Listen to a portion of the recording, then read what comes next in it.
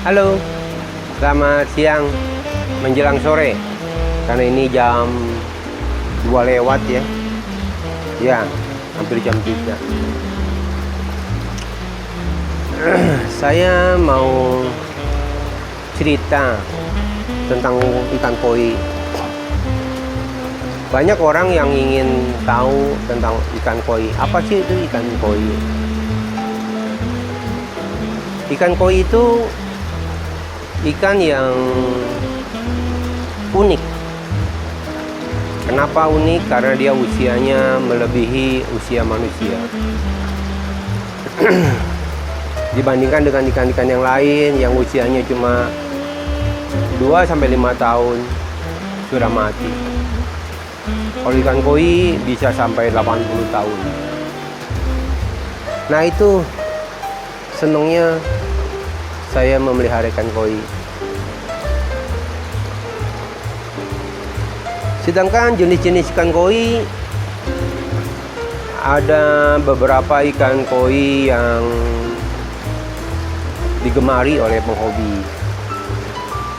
Di antaranya itu jenis soa, kohaku, sanke. Dan memang itu adalah dasar cikal bakal ikan koi yang pertama, hingga lalu berkembang dengan siro, beko. Ini saya catat ciri-ciri ikan koi yang bagus. Mungkin para penghobi pemula ingin tahu. Jika ingin memilih ikan koi yang bagus itu seperti apa? Ikan koi yang bagus kita harus lihat dari beberapa aspek.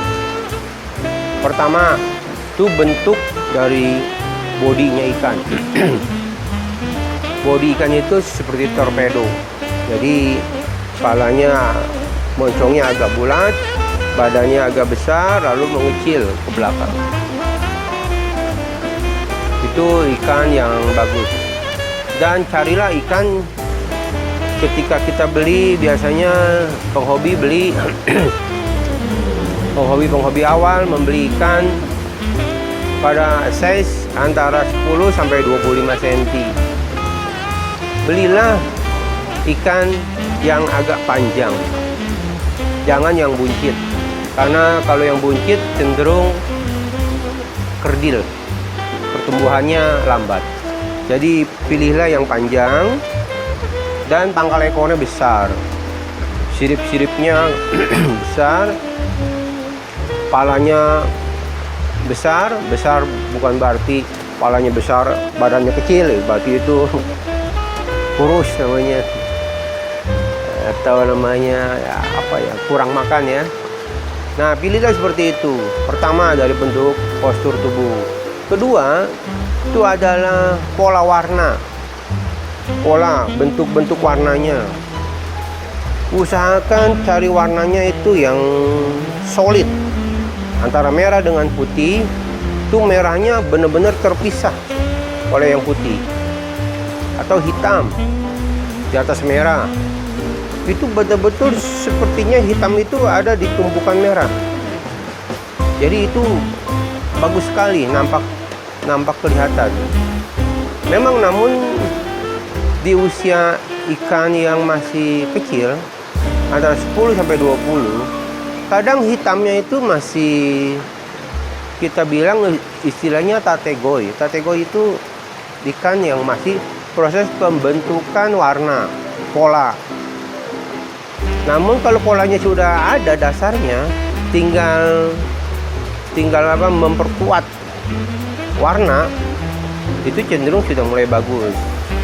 Pilihlah warna yang hampir merata di seluruh tubuh ikan. Merata dalam arti antara kepala, bodi, tengah dengan ekor itu ada warna. Nah, itu nanti kita selalu sudah besar, dilihatnya lebih baik, lebih bagus.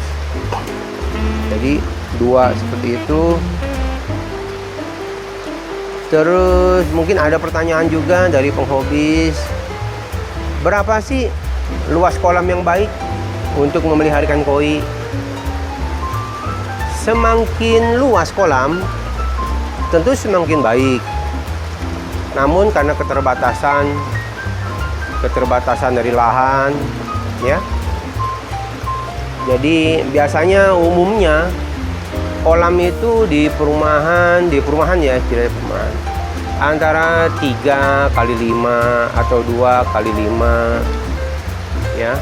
Itu ya boleh lah kita pelihara ikan-ikan yang bermutu baik tentunya. Jangan membeli ikan karena ini murah besar, udah beli, nanti kita sudah besar kita kecewa, kok ikannya jelek. Jadi pilihlah ikan yang benar-benar berkualitas, ya biasa orang sebutnya grade A. Grade A itu kalau kita tanya ke ikan-ikan koi, pedagang ikan koi yang memang bisa direkomend, kalau kita bilang sama dia, saya mau beli ikan yang berkualitas grade A, dan mereka akan menyiapkan ikan yang berkualitas grade A tadi, karena kita betul-betul menjaga kualitas. Jangan sampai grade A tapi nyatanya udah besarnya jelek, sia-sia, kasihan gitu. Nah, kita kembali lagi.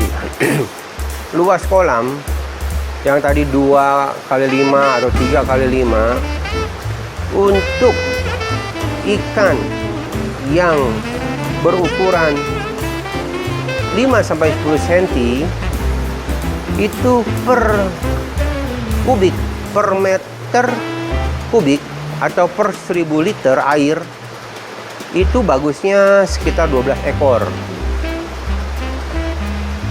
Jadi 1 meter kali 1 meter kali 1 meter itu 1000 liter air, itu layak diisi untuk ukuran 5-10 itu sekitar 12 ekor.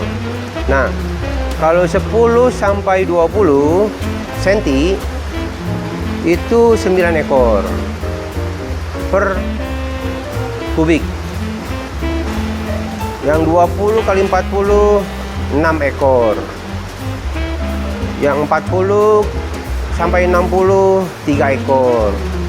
Yang udah 60 ke atas itu 1 ekor per kubik.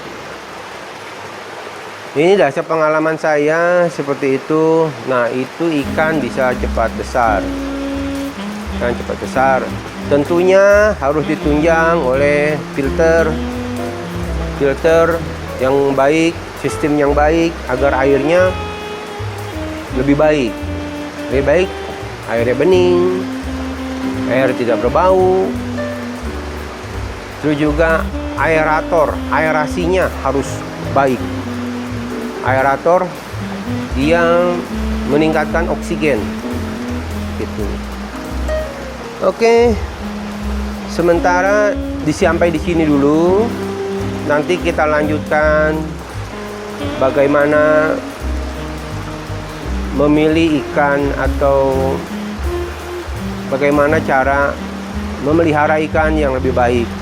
Nanti kita item per item kita kupas tuntas sampai penghobis merasa puas. Dan bagaimana pencegahan penyakit ikan, bagaimana cara mengobati ikan, bagaimana packing ikan kalau nanti ada yang mau dikirim. Dan yang terakhir, yang paling tujuan terakhir, biasanya orang tuh ingin tahu bagaimana breeding, bagaimana memijahkan ikan. Itu yang paling nanti ada di pucuknya terakhir. Penghobis kepuasan ada di situ. Dia bisa memijahkan ikan, dia lihat ikan-ikan yang burayak-burayak menjadi anak ikan, akhirnya menjadi ikan. Nah, itu yang penghobis itu akan cari. Oke, sampai di sini dulu.